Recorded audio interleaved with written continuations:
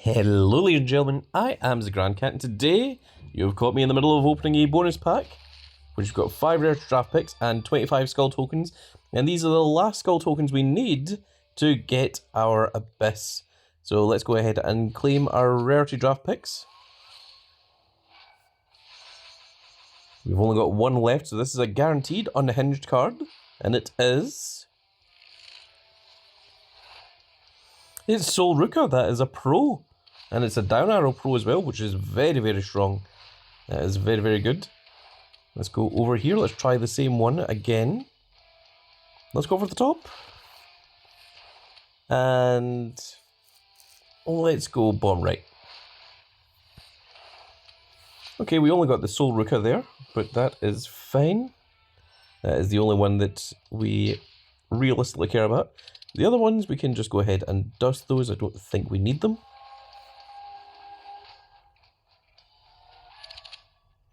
And our Psychopath is now finally completed. We've got 15 more skull tokens. And there we have one Abyss.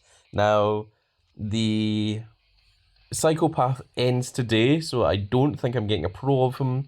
But I'm happy that I got at least one. There you can see, brand new card.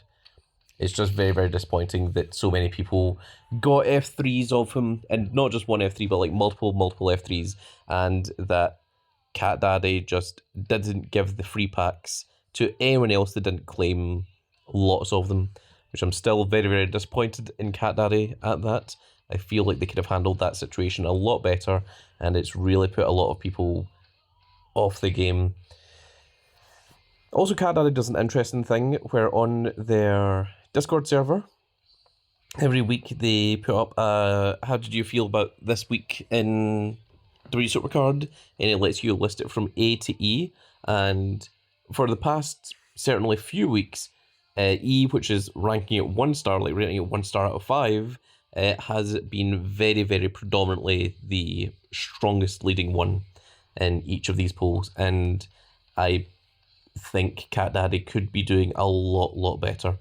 Another thing is a Team Road's Glory did end up showing up. It is Braun Breaker. That's who the Team Road's Glory is. Of course, it showed up a little bit after I finished my video.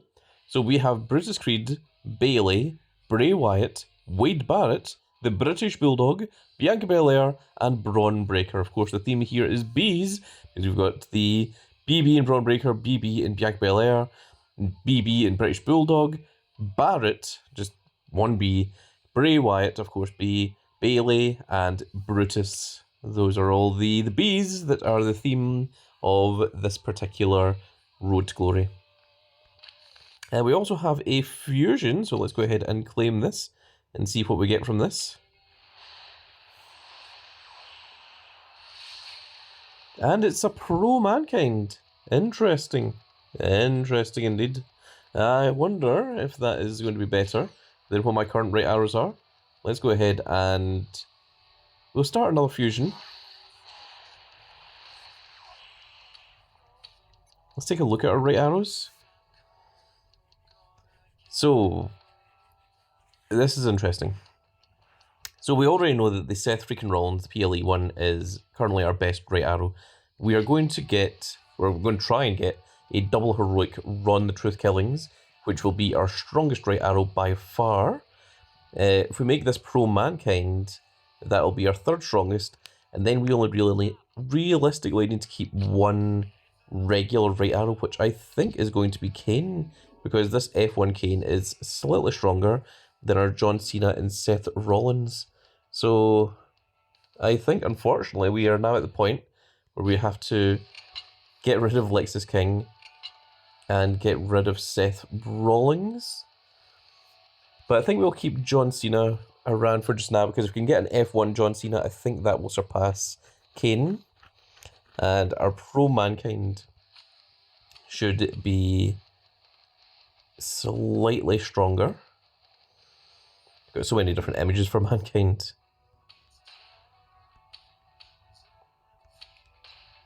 I've always liked that one with Mr. Socko. I think that is quite a ridiculous looking one. It certainly reminds me of his corporate Mankind when he was first teaming with Vince McMahon and such. It really reminds me of the Attitude Era, like that segment of him, because when he was back in this version, he was just kind of like feuding with Kane and The Undertaker and hanging around with Paul Bearer and such. But when he started wearing this shirt, that's when his popularity began to, like go to the extremes. That's when he started getting into, like, the Hell in a Cell match was obviously a big factor. With The Undertaker, a legendary match. And then from there, obviously, he went back to being Cactus Jack to take on Triple H and such.